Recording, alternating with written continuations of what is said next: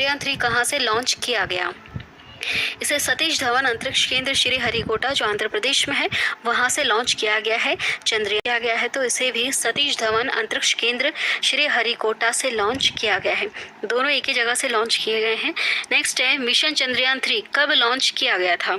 इसे कब लॉन्च किया गया था तो देखिए 14 जुलाई 2023 को मिशन चंद्रयान-3 लॉन्च किया गया था। उसके बाद आदित्य L1 कब लॉन्च किया गया था? आदित्य L1 को 2 सितंबर 2023 को लॉन्च किया गया था। ठीक है, दोनों डेट आपको याद रखना है। चंद्रयान-3 को 14 जुलाई को लॉन्च किया गया और आदित्य L1 को 2 सितंबर को लॉन्च किया।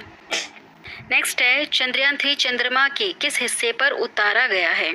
किस हिस्से पर उतारा गया है? यह दक्षिणी ध्रुव पर उतारा गया है और ऐसा करने वाला दुनिया का पहला देश है भारत देश, जो चंद्रमा के दक्षिणी ध्रुव वाले हिस्से पर उतरा है।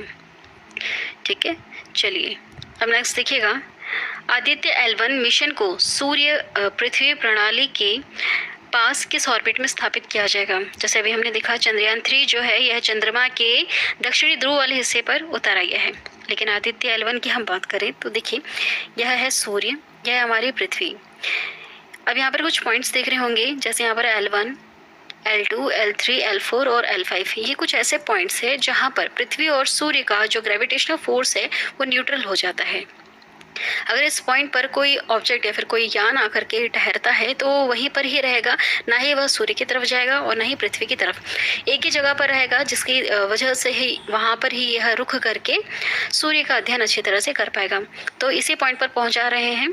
ठीक है, L1 पॉइंट पर पहुंचाया गया है, आदित्य L1 वहाँ के लिए लॉन्च कर दिया गया है। ठीक है, और ये किस ऑर्बिट में यहाँ पर घूमता रहेगा? उस ऑर्बिट को कहेंगे हम हेलो ऑर्बिट। हेलो ऑर्बिट कुछ इस प्रकार से है, ये वहीं पर ही घूमता रहेगा, ना ही वह सूर्य के करीब जाएगा और ना ही पृथ्वी के करीब जाएगा, बस वहीं पर ही इस तरह से घूमेगा। ठीक है, हेलो ऑर्बिट में।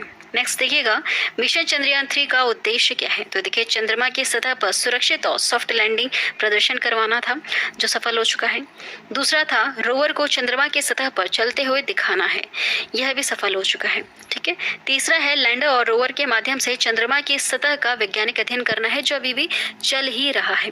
ठीक है, और ये जो मिशन था ये 14 दिन के लिए था, क्योंकि जो चंद्रमा है वहाँ पर जो एक दिन है वह 14 दिन के बराबर होता है पृथ्वी के। ठीक है, तो 14 दिन तक वहाँ पर उस हिस्से पर धूप रहती है। लेकिन अभी जैसा आपको पता है, अपडेट अगर आपने ले रखा हो तो जो हमारा रोवर है वो अब थोड़े समय के लिए सो चुका है। ठीक है, क्योंकि वहाँ पर अब अंधेरा छा गया है। तो देखिए आंसर होगा यहाँ पर ऑप्शन डी वाला, उपरोक्त सभी। ये सभी इसके मुख्य उद्देश्य हैं, जिसमें से 2 पूरे हो चुके हैं। नेक्स्ट है आदित्य L1 का उद्देश्य क्या है? तो देखिए इसका क्या उद्देश्य है? इसका सौर गतिविधियों का अध्ययन करना इसका उद्देश्य है। जैसे सूर्य के किनारों पर होने वाली हीटिंग का पता लगाएगा, सूर्य के किनारों पर उठने वाले तूफानों की गति और उसके तापमान के पैटर्न्स को यह समझेगा, सूर्य के वायुमंडल की जानकारी रिकॉर्ड करेगा यह, और पृथ्वी पर आने वाली सूर्य की किरणों से मौसम पर पड़ने वाले असर का यह पता लगाएगा। ठीक है, नेक्स्ट है चंद्रयान-3 को किस रॉकेट की मदद से लॉन्च किया गया? देखिए रॉकेट का नाम आपको याद रखना है, प्रश्न कई बार आ चुके हैं एग्जाम में। तो देखिए LVM-3M4 इस रॉकेट की मदद से चंद्रयान-3 को लॉन्च किया गया है, LVM-3M4। नेक्स्ट है आदित्य L1 मिशन को किस रॉकेट की मदद से लॉन्च किया गया है? ठीक है, आदित्य L1 मिशन में किस रॉकेट का उपयोग किया गया है? तो वह है PSLV-C57। PSLV-C57 दोनों रॉकेट का नाम अलग अलग है। जो LVM-3M4 है यह बहुत ज़्यादा भारी भरकम है, और PSLV जो है यह थोड़ा उससे कम हैवी है। ठीक है, और दोनों की अपनी अपनी अलग अलग विशेषताएं हैं। नेक्स्ट है मिशन चंद्रयान-3 के लैंडर और रोवर का नाम क्या रखा गया है? यह लैंडर है जिसे लैंड करवाना था चंद्रमा की सतह पर, तो इसका नाम है विक्रम, और जो इसके अंदर से निकल के आया है वह है प्रज्ञान। ठीक है, इसका नाम है प्रज्ञान। रोवर जो है उसका नाम है प्रज्ञान।